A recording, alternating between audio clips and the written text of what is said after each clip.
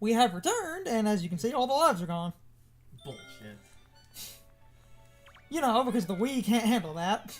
And that's why they have the, like... This toad that gives you 5. a decent amount. 5 aren't that bad. And it's easier to notice Mario's reflection does not have... It's just the white. Because the reflection is a texture, so it in itself is not textured. Correct? It's something like that, but... No, to be fair, it was the life. To the bedroom! Before we go, because you're going this way, grab the life under the kitchen. Just to equal out at 10.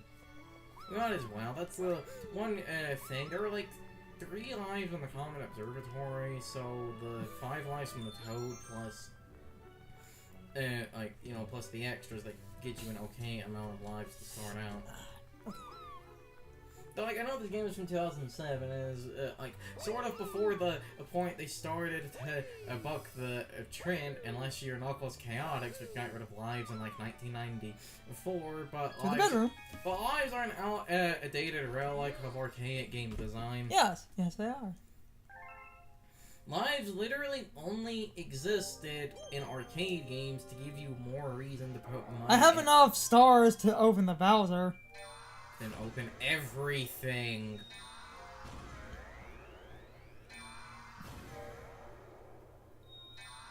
Also, something else before we go into Galaxy is show if a galaxy is like under the B button icon, you can grab the like Milky Way and turn it to reposition things. If you need to. You can do this. For whatever reason.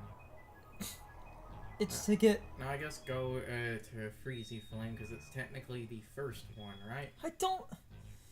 Well, technically it doesn't matter. And Yeah. I have to go here. Mostly for that music. That sweet, sweet music. Bunnies in the Wind! Even though a lot of people think this song is overhyped. I can see it is one of those songs that because of its popularity, it is one of those songs that because of its popularity is played a lot. Though to be fair, this was the trailer music for Galaxy, right? Like, Gusty Garden is the music I think of every time I think of Galaxy, and that's because this was used in the trailers and commercials, wasn't it? I think it was used in a bunch of... I feel like it is. I've always remembered this song for being in, like, various TV ads, unless I'm completely wrong about that. Though, like,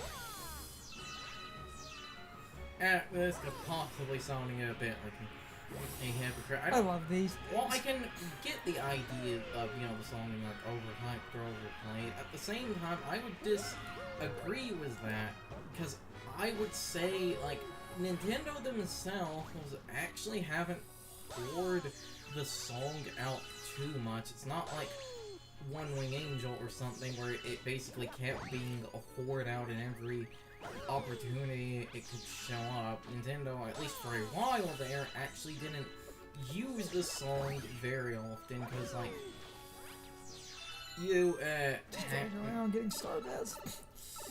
Because, like, you have in... Because of development time and whatnot, Mario, because, like, I believe Mario Kart Wii was, I think, developed alongside Galaxy, so other than Rosalina being in the game, that game doesn't have a lot from Galaxy, so the song doesn't appear there. You then have Mario Kart 7, while, you know, we have Rosalina and, like, the Bee Queen and stuff. There isn't, again, really a track based around Galaxy, so that doesn't appear as part of the music of any of the tracks, right? Not really. The first game that does that is actually Mario Kart 8 with Cloud Top Cruise, having a part of Gusty Garden in it. And then I think, you know, off the top of my head, I'm unfamiliar with, like, the tennis or other sports games, so they could have had it. One of the only other games I can think of that had a Gusty Garden is Smash, but Smash is a Galaxy stage, so it makes sense there. Ow. It makes sense to be music in that instance because it was music. And in Mario Kart 8, it's... Oh wait, Mario Kart Wii, actually, the Rainbow Road is partly... Not Wii. Mario Kart 7, the Rainbow Road is partly Galaxy-inspired, so I think... because I didn't activate the Vine. That's the... Oh yeah, that's the dumb thing. That's the dumb Mild Kaizo trap. You have to activate the Vine on the bottom first. And you loop around, so... I mean, the good thing is the star bits reset. Well, and also you picked up a life, so... You picked up a life and then immediately lost it, so technically nothing was lost. Yep. Mm-hmm. Like... 7, because its Rainbow Road was actually Galaxy themed, like I said, I believe it actually does use the Gusty Garden theme as a part of its Rainbow Road theme. But to be fair, it is, you know, only a part of it. Now, like... Now I can grab the live. Yes. But we're also up alive, so I don't care. But if you grabbed it, it would be up 2 lives. I mean, yeah, I can get that in a minute, so... Got him on the backspin. Personally, I still... Like, unless I am forgetting... Yeah, because now I'm going to... Unless I am forgetting, like, a use of Gusty Garden in one of the weird games, like the... It comes up in Mario Kart 8 for a microsecond. For the Cloud Top Cruise level, but that's... Again, that's the only course that does it. Its Rainbow Road also doesn't use it, despite its, you know, space and mild galaxy theme.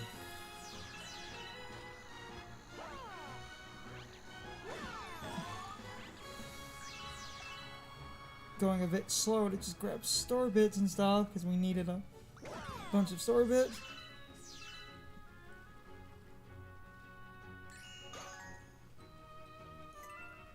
Okay.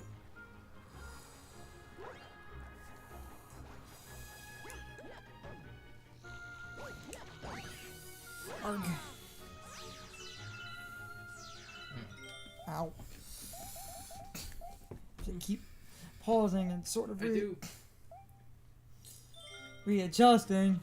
I do wonder if Nintendo were to ever make like another DDR Mario game or some other type of like, you know, Mario or Nintendo rhythm game, if Gusty Garden would appear in that. Oh, and again, another area I did just remember it appeared is like one. I think the stage in a 3D world where you unlock Rosalina, it appears in that level as part of its background music. But like I said, if it appears in something kind of tied to Galaxy, I don't entirely have a problem with that, because that's at least semi-fitting. Somewhat, yes. So yes, to also be fair, the areas where like Square pours out One Wing Angel are because it's shit tied to like Final Fantasy VII and Sephiroth. Though because Square is Square, the only Final Fantasy music we get for Smash... Here we go! Before this, the only Final Fantasy music we got for Smash was the boss theme and the standard battle theme, right? Story Bunny theme! Which haunts my flipping nightmares. Yes. Got him.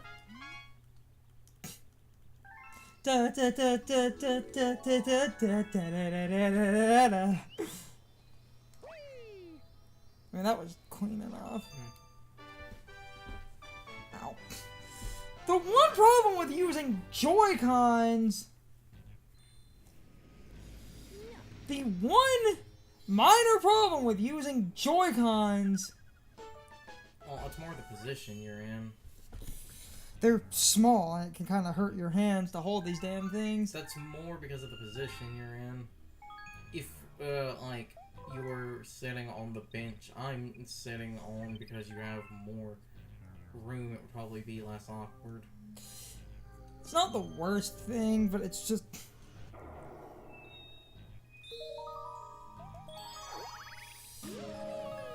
Because Joy-Cons are kind of tiny, it's hard to sometimes hold these things. They're also not using, the official Joy-Con wrist straps. Where are our little grip things? Didn't you put those up? They're in that drawer. I believe so, yes. I just hate putting those on and off.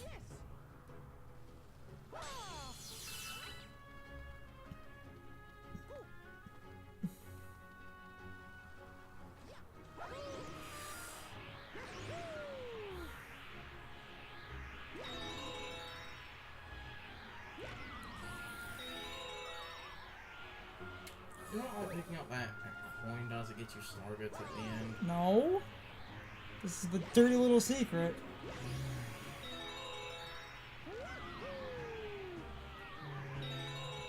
Oh, I was partly right. Wait. I'm going to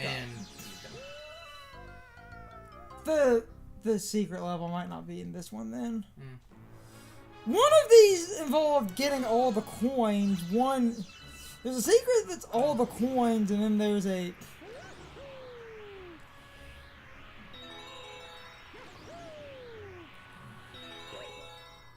secret that isn't. I sometimes get mixed up on.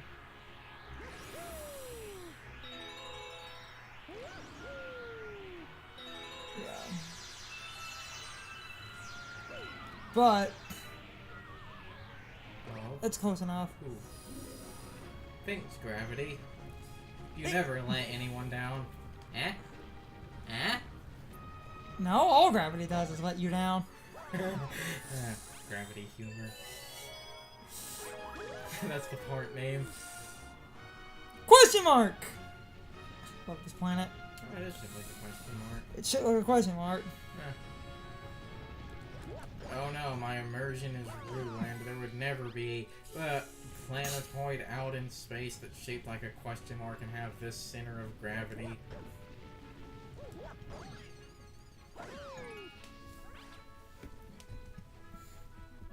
I think we talked about this before on recording. I know we talked about it off recording, but honestly, I hate when people do like complain about like something not fitting the like immersion or. There's a bunch of complaints aimed at random things about, oh, the immersion is ruined, even though Mario was never going for realism. And I also, this could just be me, but I've never like really been immersed in like a game.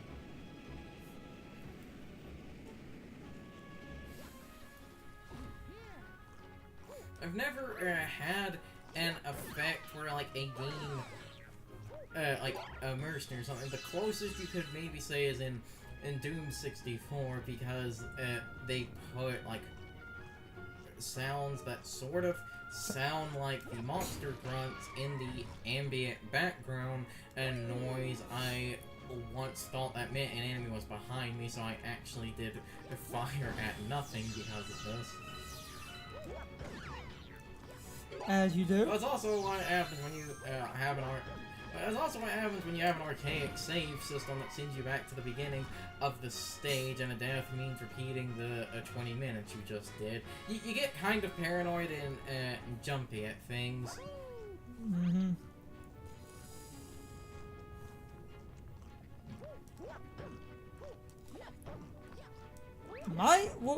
Might take a minute and look for those grips. I just hate putting those on my damn Joy-Cons.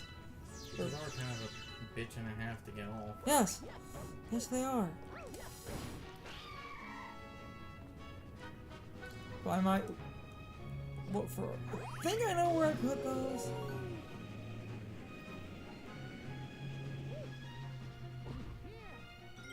I might actually cut past looking for those just to see if that They helps should with be some in- grip. It should be in that drawer.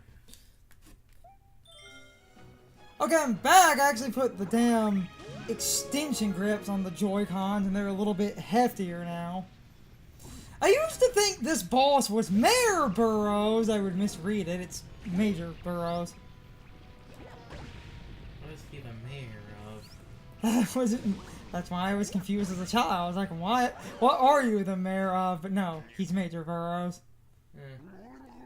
It's Major. I just misread it.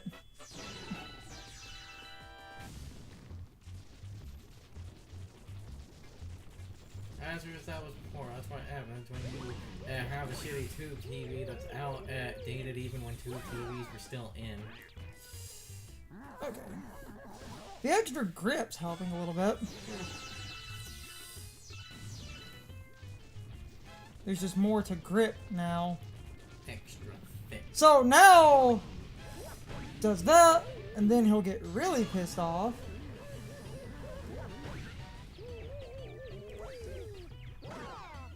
Pop. Yeah, you said I was not taking damage. Blip. I point this out because now that we've shown the Daredevil run, basically almost any galaxy that has a boss to it, it's Prankster Common as a Daredevil run. Mm-hmm.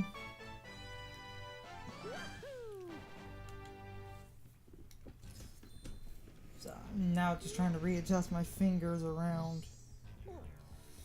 the bigger Joy-Cons. Which does feel a little bit better. I just don't like attaching and detaching these damn things. But now I actually have way more grip to work with.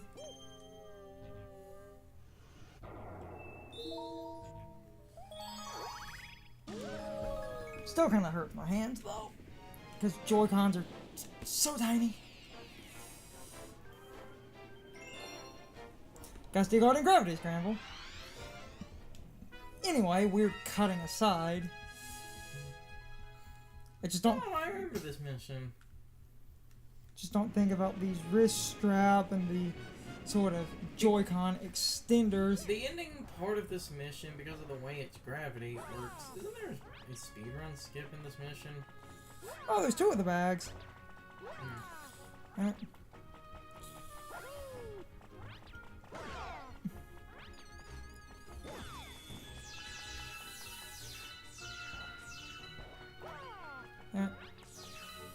Come on. Got him.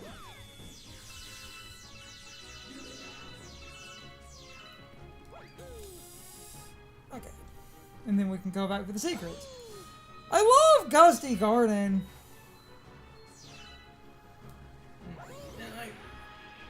I believe this. No, this is what I was thinking of. To go back to that stupid immersion point, because it's just something I find funny. It's like, people complain in like a game. It would be, they can complain when a game is like too video gamey or whatever. It's like, oh, this would never logically exist, but it's like Galaxy, people are then, of course there would be a bunch of like small floating planetoids out in space. As you logically would.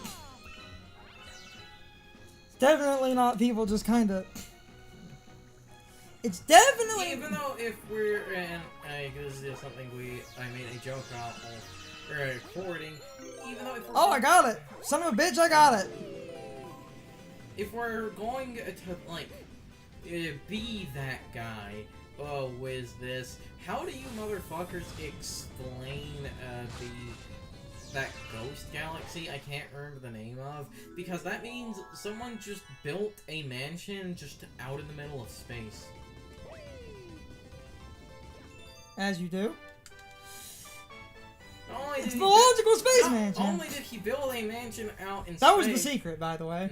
Not only did he build a mansion out in space, but the mansion out in space has books in it, meaning you have books in space. And this is Mario Galaxy 2 and not the first game, but there were Piantas in like one galaxy in the second game, so that means either Piantas are from space or somewhere on Isle Delfino we didn't notice there's basically a space center just sitting there. It's time for the question of the day and my overall thoughts on the topic. So anyway, I thought this topic would be quick and interesting. This might be controversial depending on how people take this, but how many of you think the Gusty Garden Galaxy music is overrated? I personally love it, but that was an opinion I noticed a lot more people basically did end up with. And I feel like calling the song overrated is simply because a lot of people started doing that since they would hear it a lot. But like Carson said at the time, they don't really whore the song out super often. You can hear it occasionally. And then years after the fact, they did use it a little bit because of nostalgia. But it doesn't come up as much as you think it would. And people accuse Nintendo of nostalgia baiting all the time. But I wouldn't say the song is basically used enough to be considered nostalgia bait. I'm doing air quotes while talking, but you can't see me doing that. My tone probably made that clear. This is why I said that this topic would be interesting. Because personally, I think this song is fine. And my general thoughts on the song are basically, I've always thought the song was pretty good. But I wanted to see other people's thoughts on the song. So, with that said, you can leave your thoughts, opinions, and answers in the comments. Or you can leave them on social media. All of my social media links, as well as my Discord links, are in the video description. Now, as always, I need to be a shill for a minute. If you subscribe to the channel, if you follow me on social media, that really helps our communities grow. But anyway, I hope you all enjoyed the video. And I hope I will see you all next time. So as always, good morning, good afternoon, good evening, and good night to everybody. I hope we come back someday. See you later.